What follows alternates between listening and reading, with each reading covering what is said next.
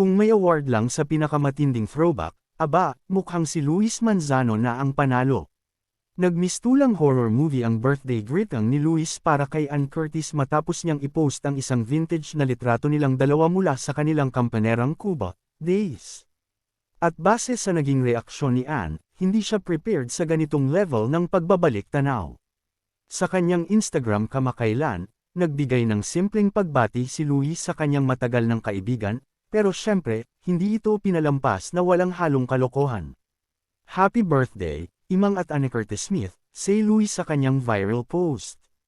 Pero ang highlight ng pagbiting ito, ang throwback photo na ginamit niya. Makikita sa litrato ang kanilang younger selves, si Ann suot ang kanyang iconic imang look mula sa Kampanerang Cuba, 2005, at si Luis naman bilang si Pablo Bartolome. Ang saya naman ng gulat ni Ann. Sure! Dahil dito, agad na ni-repost ni Ann ang larawan sa kanyang IG story at nagbigay ng nakakatuwang reaksyon. Out of all our photos together, you just had to go and choose the worst one, no? Looking forward to your 50th this year, Manzano. Naku, hindi lang basta bumawi si Ann, may pabanat pa kay Luis.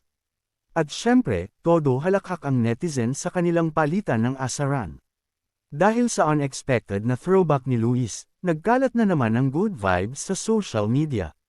Hindi ito ang unang beses na nambiktima ng throwback photo si Luis, pero iba ang level number 1 nila ni Ann, parang magkapatid na talaga.